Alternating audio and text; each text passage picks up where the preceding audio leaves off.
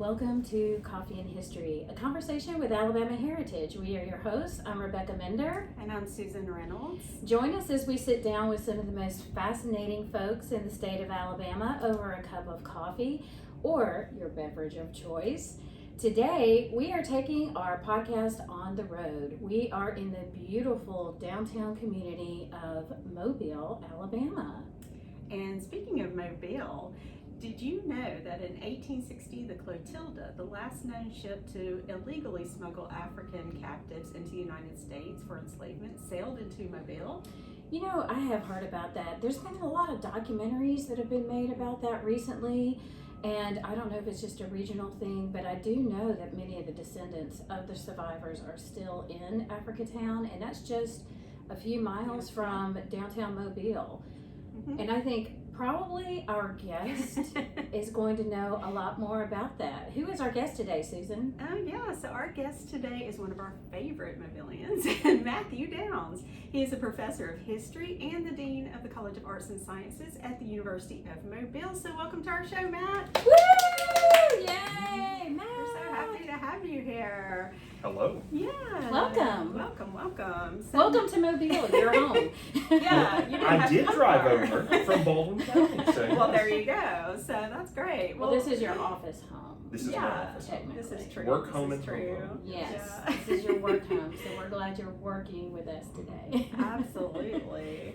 So, Matt, the Clotilda has been well documented, especially regionally, but can you tell our listeners more about this ship's existence near Mobile Bay? So for a long time, people knew or thought they knew that the final resting site of the Clotilda was somewhere in the bay, but more recently we found the exact site. We've been able to uncover parts of it. It's really been this great revelation for Mobile to be able to find this really important part of the history and really to connect communities together too. So it's been really exciting for the history community to have this this really tangible part of our history that we can think about and study and travel to the site of and see. Yeah, it's really interesting. Well, you know, I know that Africatown has built a museum. Can you tell us about that? Because that's one of the field trips that we've been wanting to take is Sure. to go visit.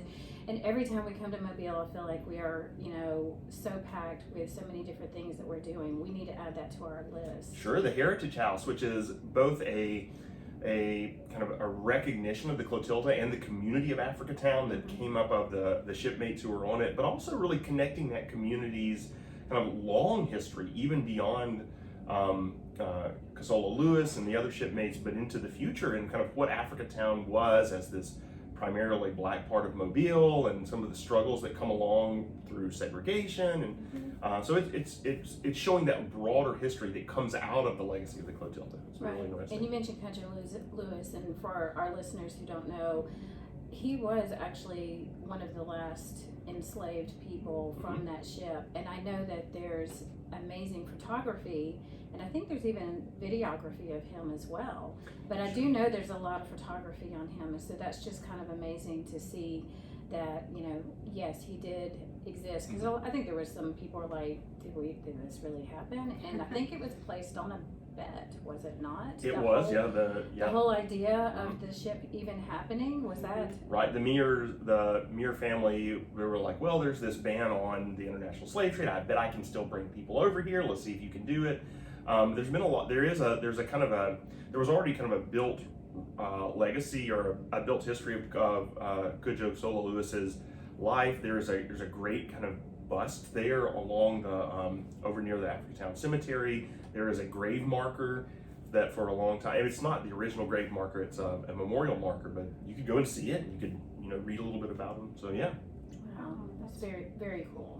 I would love to go there sometime. Yeah, we're gonna have to make that happen. We're just gonna make it happen. We're in Tuscaloosa though, so coming to Mobile is about a 3.5 hour drive one way for Yeah. us. Whenever we do field trips for our office, we try to keep it within a 2 hour radius. So this Yeah. will definitely be. I mean, there's a lot to see and do in Mobile, so Come maybe on you can down. be our tour guide. Come we, on down. We can go stay and have an overnight, and then you can show us around. I have a Love golf it. cart garage on my house. You're welcome to stay inside of it. Oh, that's fancy. excellent. That's right. Yeah. That's So we get to stay in a golf cart garage. Yes, all of my tools are in there, so you just kind of push those out of the way. Can we use the golf cart? There is no golf cart. Oh. No. Oh, it's just a golf cart No, it's just a garage. golf cart garage. I was That's right. thinking, hey, transportation. No. But that just sounds so hospitable. I really Yeah, appreciate Thank you. Yeah. inviting us to sleep with your tools. So, Matt, you know, I did notice when we were doing, I mean, we do know you. Yeah, we do. We've known you for years through especially the Alabama Historical Association. But I did notice on your profile picture on the university's website, you're holding a banjo. So can you actually play the banjo, or was that just a good idea for a prop? No, I can play the banjo. Really? Really? Yes. When I was a teenager, this is right, I was interested in bluegrass music. I grew up in Athens. Athens has this long-standing, old-time Athens, Alabama. Alabama, the old-time fiddlers convention, which was the marquee point of my year, where old-time musicians come from all over the country to play music, and there's competitions, but the highlight are these kind of little groups that pop up on Athens State University's campus of jam sessions. And so I loved it. And I would go and I would listen to these groups. And so when I turned like 16, I told my dad, I said, Dad, I want to play the banjo. This was like the best news he had ever heard. He had never been prouder of me, I think. And so for 16th, 17th birthday, they gave me a banjo.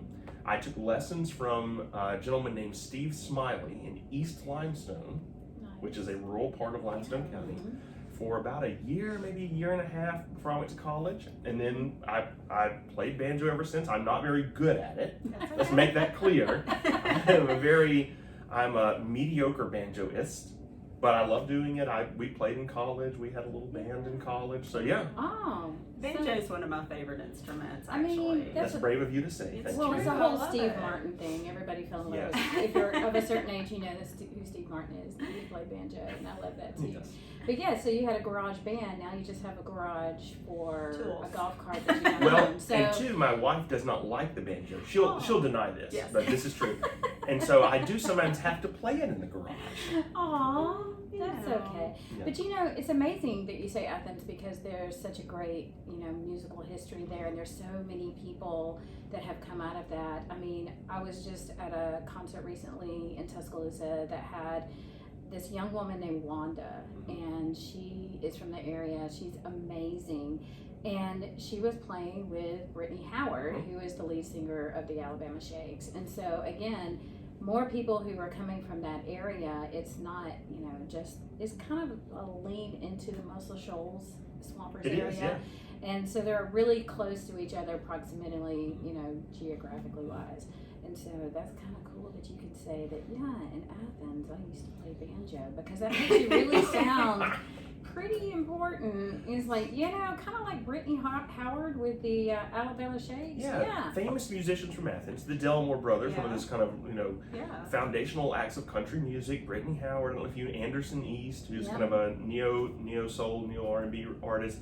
Matthew Downs. That's right. You're just right yeah, there with them. right in there. That's perfection. That's why your wife doesn't want you to play it, because she just doesn't want you to blow up and get real famous and have all the Yeah, groupies. that's The groupies. And That's then you're right. gonna have to go on a world tour and travel all over the country. Gosh, I think I would hate that too, man. That's why she makes me play in the bedroom with the door closed, where she quote unquote can't hear it. Yeah, that's right. Okay, we're not gonna hate on your wife anymore, because we No, love we her love her. desperately, Yes, we and love she her. provided you two beautiful children. That's right. That's so, correct. yes. That's right. And she does let me play it. That's I just right. have to do it in other parts of the house. That's awesome. That's funny. Well, one of your other great talents is that you're a researcher and writer. And a couple of years ago, you wrote a great article for us at Alabama Heritage about Prohibition in Birmingham. So, some interesting things that you discovered about that?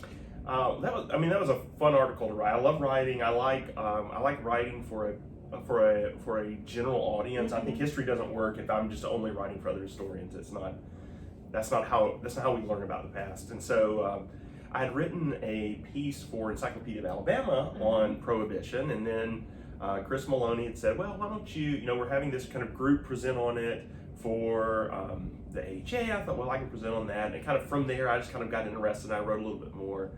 I loved learning about all of the campaigns for Prohibition. I loved learning about kind of the ways that women in Birmingham took a lead role in pushing for it and kind of using their kind of both newfound political power, but also what we would think of as like social power. So women kind of standing outside the courthouse and kind of being this kind of physical threat to men, like, look who you're hurting with your abuse of alcohol. I loved learning about all of the different ways that Alabamians tried not to follow Prohibition, which is always fun. And then, we are here in Mobile. Mobile is a notoriously difficult place to police. I can imagine. Yes, there was a real famous bootlegging, illegal importation of alcohol ring here in Mobile, because don't tell Mobilians what to do, and certainly don't tell them not to drink things. There was a huge bust in Mobile. I think that's just Alabamians in general. Don't tell us what to do. I mean, we're going to do This- We, no, we that's do right. have that reputation. Have since the territory days. Well, that's amazing because, my uncle, may he rest in peace, he was a moonshiner. And so I don't know exactly what that white lightning was that he made. And I don't know if I ever tasted it. I think my mom may have tried it. But it's just one of those things that I feel like, especially if you have family that live remotely in the country, they either have done it themselves or they know somebody who has created alcohol, and whether it was Prohibition times or not. And I think maybe it's just a generational thing from Prohibition, probably, that it's like, well, we can't buy it, we're going to make our own. Or maybe you're so poor that you can't afford to buy it, so then you're going to make your own. So did you see that, like, for this particular article especially that you were looking at in Birmingham? Because first of all, I can't even imagine that Birmingham, Alabama would vote to be dry. So, just the fact that they did that, I mean, what kind of things did you see in terms of alternate ways of people providing that sustenance? So Birmingham was like a lot of urban areas, and in Birmingham, there wasn't a lot of making of alcohol in Birmingham, but there was a lot of illegal importation of alcohol. And so Birmingham was pretty notorious. Like, if you went to a restaurant downtown, there would be, you would just kind of, through your social circles or through who you would know that, well, I'll order this thing, and they know that this thing is not what I'm really ordering. I'm really ordering alcohol. Right. And so there's a lot of kind of knowing what to say and how to say, what we would call like blind tigers. Right. And so there was a lot of that, and a lot of hotels were pretty well known that if you went there and kind of you knew what you were talking about and you knew what to say. But a lot of the urban areas didn't vote for Prohibition. They voted against it. They were just outvoted by rural areas that were much more conservative. There was this was a time of a lot of the denominations in Alabama had moved towards seeing Prohibition as something that was biblically ordained, and so you're kind of got these kind of old school urban folks who see alcohol as part of daily life, and then you have this kind of new group coming out of the rural areas who are saying, no, I think it's probably there's some negatives there. That's the big tension. Right. Right. I remember when I was living in Birmingham, the restaurant I worked for, it had like these little cards that they would give people because you could become a club member of the restaurant, meaning you could come in on a Sunday and drink alcohol, because we didn't allow Sunday alcohol sales. And I remember when we voted for that and everybody's like, oh my gosh, now we don't have these cards anymore. We can all go anywhere to drink. It was just the craziest thing. I mean, and that was, 30 some odd years ago, 40 years ago. So it's just amazing to see the evolution from Prohibition to, well, we'll let you drink, but then you have to stop on this time, on this date, and then we can't sell it to you. And then you go to the grocery store and they have like sheets hanging up. Do you remember that? Yeah, they turn the lights out. Turn the lights out in so the beer you can't section. go down that aisle. You can't buy wine, you can't buy beer, and it was just it's an amazing time. But now we can do whatever we want, whenever we want. That's right. So because you know why? We're Alabamians. That's right. Matt, again, so you seem to be like one of those quintessential people that wear a lot of hats and you do a lot of different things, and because you have all of that energy that we appreciate. But I do know that you are the editor of Alabama Review. You've been doing that for quite some time, and it's also a quarterly like Alabama Heritage. So, but this journal is a little bit different. So tell us about the Alabama Review. You know, what its purpose is, how long have you been there, and how you see it varying from Alabama Heritage. And by the way, Alabama Heritage is a great magazine. And the article that he wrote, you can order a copy of that if you go to alabamaheritage.com.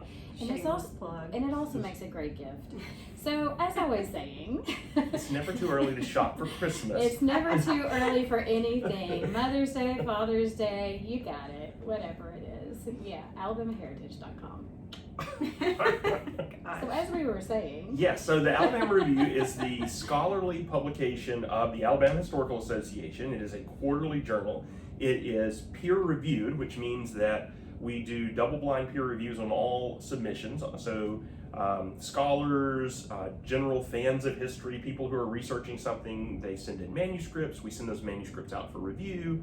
We ask scholars or people who have some expertise in the area that they're writing about to comment on it, to give us suggestions about publication. We try to publish about 3 articles and some book reviews every quarter. We are kind of thinking about the difference between Alabama Review. We are much more geared towards what we would think of as scholarly publishing. Right. This is pretty common among a lot of historical associations. They have their own kind of local or state history publication that is academically focused, although we're certainly not limited to academic authors. I was telling Mark Wilson, the secretary of the AHA the other day, that we always try to reflect what the membership is, and our membership is mixed. We have people who are academically trained, but we also have people who love Alabama history and want to write about it. Our goal is to find ways to help them write about and do their research through kind of the stricter rules for academic and scholarly publishing. right, I got you. And I know that you've worked a lot with people probably in crafting. Sure. Content. Right. My job as editor is I'm not just the guy that says, no, we won't publish this, or yes, we will.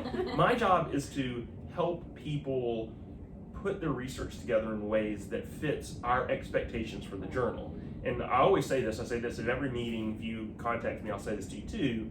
Please don't let the fact that we are a scholarly journal terrify you. Right. Please don't let the fact that you never went to school for historical research terrify you. That my job is to help you get there. And I'm always happy to do so. I'm always happy to go back and forth. You may get a peer review that's a little skeptical, or one that says, well, this needs more work. My job is to help you figure out how to do that work. Yeah. That's a lot like what Susan does for our magazine. It is. And I mean, I'm a book person, I'm a book nerd, so I always enjoy the book reviews in there too. Who do you get to write those? Are they just membership as well? It's everybody. Everybody, okay. We put out calls all the time. If listeners, if you would like to write a review for the Alabama Review, please get in touch with the Alabama Review. You can email us at alabamareview@umobile.edu.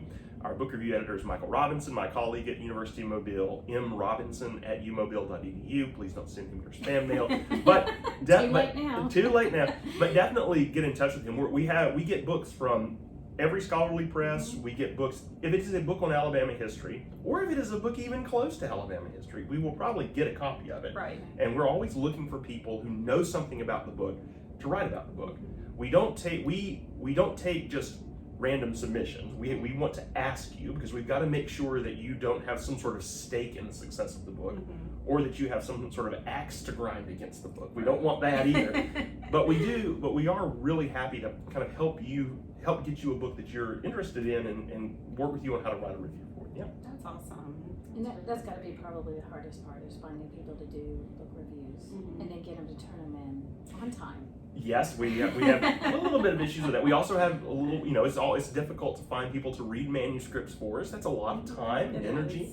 But Good thing you're a quarterly. That's right. Good thing we're a quarterly. But it's also really rewarding. I mean, this is one of the most exciting things that's happened. This kind of fell into my lap in 2017 when we started, just because they were looking for kind of a new home for the review. It was leaving West Alabama, and our dean at the time, who then became our president, who's now retired, Dr. Lonnie Burnett, he said, well, we'll do it. And then Michael and I were doing it. Yes. And so I didn't, Lonnie. Well, it's been great. So I have no beef with Lonnie.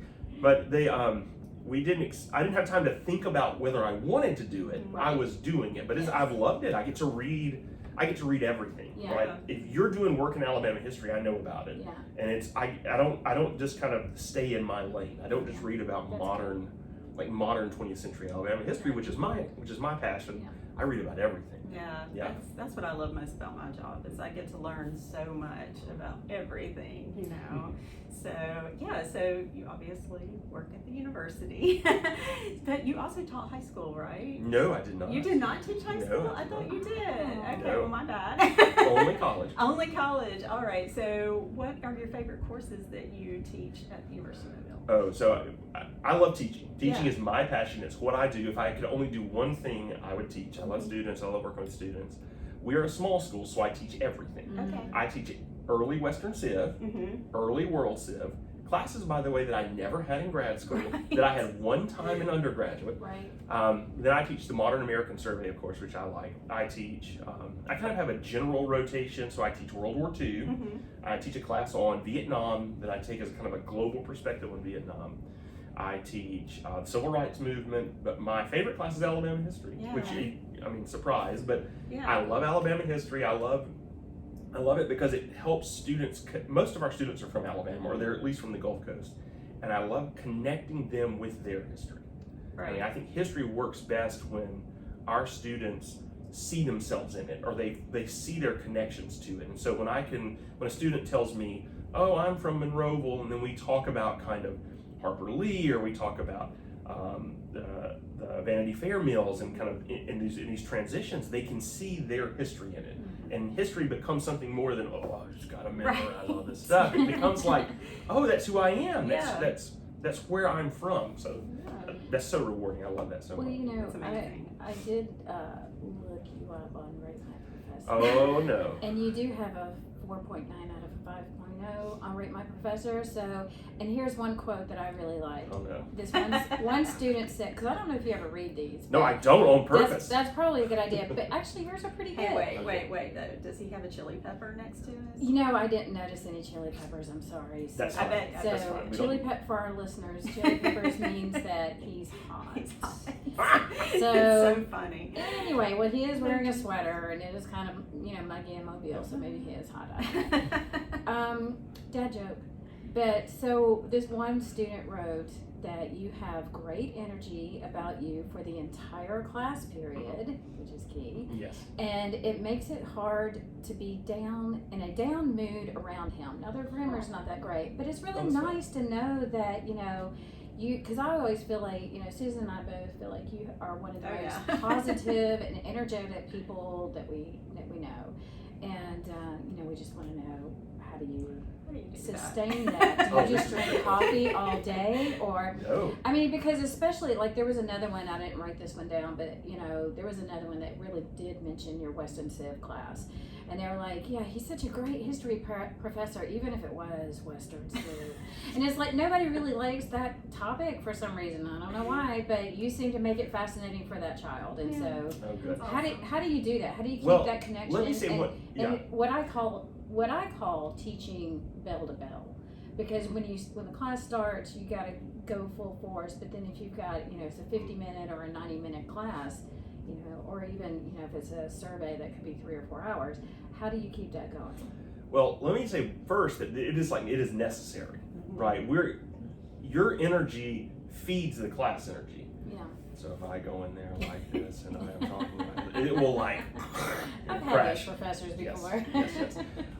So it is an employment necessity for me to go in there with energy, Yeah. but it's also like I love it. I am passionate about it. I think that if you know your history, you are a better, more rounded person who can better navigate the world you find yourself in. I'm passionate about teaching students to not only to learn history, but to learn how to do history.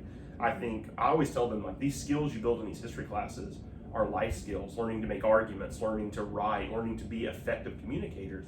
And so because I believe in it, I have to be passionate about it. Right. And I mean, I don't know if I'm a good teacher or not, but I love people. I think that, people are great. I'm a very positive person. I believe people are inherently good. And so because I love people and I love interacting with people, it feeds me instead of draining, right? And so I can usually handle an hour and a half of class where I get to interact with people and students, and then I go into my office and I'm like, oh, social battery empty. Well, you mentioned that your topic really is like modern Southernization. I mean, so, and I know you have an award-winning book, and I'm not sure if it was on that particular topic. It was. It is. So, tell us exactly, what do you mean by that? What is it that you're most interested in that particular subject matter? So I'm interested in the modern South, and I'm really interested in how we go from the South of the antebellum period and the Jim Crow period into a South that is a modern South. Like where did that come from? Where is that transformation from? And so my first book, which was a book on that I came out of my dissertation, was on economic development in North Alabama. How did Huntsville become Huntsville? How did the Tennessee Valley become the Tennessee Valley? It's where I grew up. One of the great shocks of my life was when I went to college in Birmingham, and then when I moved down here in the world. These were two very different places from where I had lived. Then I started thinking, the Tennessee Valley is a different place. That's not just Alabama. Alabama is this whole other thing. How did that Tennessee Valley get different? And so then I was really interested in that, and I studied, the Tennessee Valley Authority. I looked at the space program in Redstone Arsenal, thinking about the ways that Alabamians pictured a modern world and then kind of worked to build that modern world. Then when I moved down here, I did a little bit of work on the port in World War I, and again, this kind of, how do we go from Mobile the cotton port to Mobile the shipbuilding port? We were on the other side of the hotel, we could see Austell and these huge shipways. And so I'm really interested in that idea of modernization, and where does the modern world come from, and how does the South navigate that? Because what we find is that Southerners, they tend to want some aspects of modernity, and they tend not to want other aspects. I mean, especially with Mobile being, founded by basically the French, and it's just like you can see so much of that still here. And so to me, it is unique. I mean, we're looking out a window here, and I'm looking at some beautiful structures that have so many architectural historic value to them, and then right next to them is this big behemoth modern facility, and so juxtaposed next to each other is kind of an interesting, it's like, well, that tells you the story. This is the South today, because, and I'm sure it's not just the South that is like that, there are so many, but I'm glad that we are still keeping some of these historic elements, and we're not taking the church down the street and tearing it down to put up a new conference center or something like that. So it is interesting to watch how we develop and how we keep our past, but we try to move forward. That give and take between modernity and the past is just super interesting to me. And these were ways I accessed it. These were ways I got into it. So that's my awesome. Writings. That's really great. So last year you gave a talk on the WPA, the Works Progress Administration, as part of the New Deal. So what projects do you think were most instrumental from the WPA? First of all, I'm a big New Dealer. I love, that's my period. I love the Great Depression. I love the New Deal. I think this is like this super transformational period.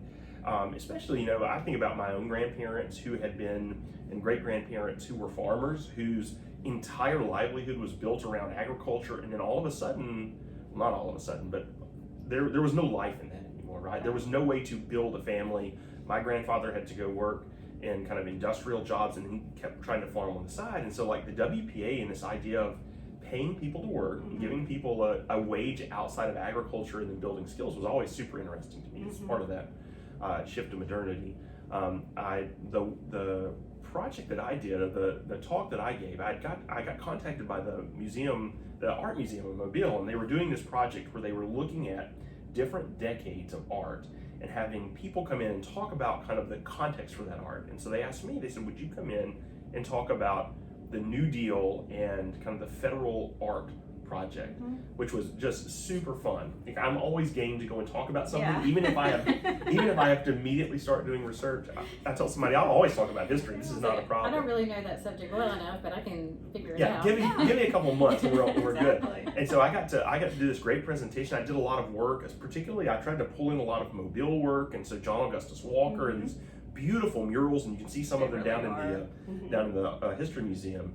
So I love that art project. This idea that for this brief period of time in the 20th century, we were like, you know what, we should really focus our our community efforts on making art. Mhm. Man, I think it's a beautiful It thing, is. and it's a thing that we've gotten away from. This idea that there is value in things that don't have this immediate price tag. Right. But this idea that creating something beautiful and paying people to go out, paying people who are creative and are skilled to go out and do this stuff. I mean, Isn't it how could you wonderful? get mad at that? Exactly.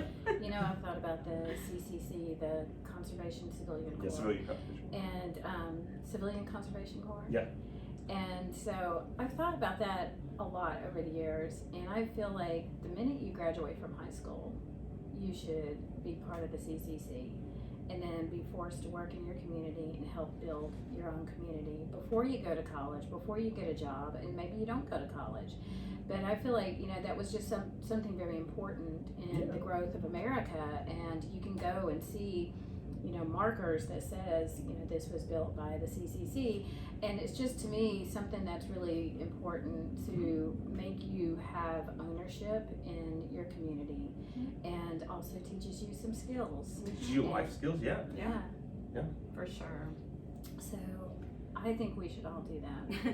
You know, take a gap year.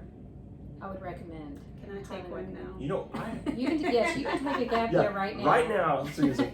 So, Susan, there's some bridges falling yeah, down over there. exactly. We got you covered. All right. Yeah, please go fix those bridges. Please go fix that. I mean, you may not want to drive over that all the time, But I they'll mean, look great. Well, you know, Scotty. I just called you Scotty, Matt. This podcast is Good over. Lord have mercy on our souls. So Matt does have some tools in his golf cart shed, so maybe we can go use those and You fix those could. bridges. I don't think that's going to happen. So as we digress, Matt, Yeah. we've reached the point of our interview. We'd like to ask you a few more questions, and we called this Before You Go, Okay. and it's kind of random questions that are a little bit rapid fire. So my first question to you, Matt, since we're in the Mobile area, where they do have a moon pie drop on New Year's Eve, do you even like moon pies? And if you do, what flavor? I do like moon pies. My grandfather, my mother's father, loved moon pies, and so he always had them.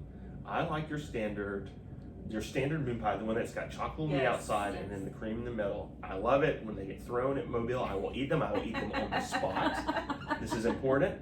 If it's hit on the ground and a horse has stepped on it, I still will probably eat it. So Well, if that's it's fine. in the wrapper, it's fine. It's fine. Yeah, the wrapper's open a little bit. That's okay. It's all right.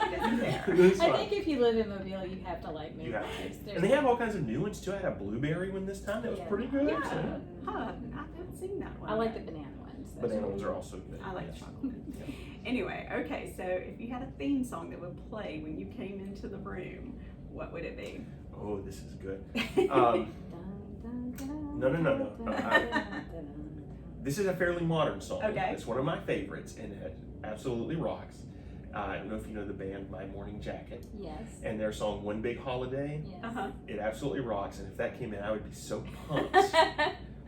Yes. That's awesome. We should have asked you that before you came on the show. Oh, I thought of That's another funny. one. I thought of another one. Okay. Okay.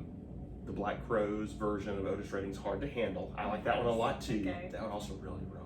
Yeah, that's a hard question to answer, but you got it right. I just And thought, you you got two of them too. Yeah. Man, Well, I that's thought about it. You know, my son Oh, played baseball oh, and so he had you- walk-up songs. Oh, and so then there I you thought, go. he never liked my versions of them. But I thought, what would I have done if we could have done You that had a back walk-up in the song. 80s? Yeah. Yeah, that's I awesome. think we should all have walk-up songs.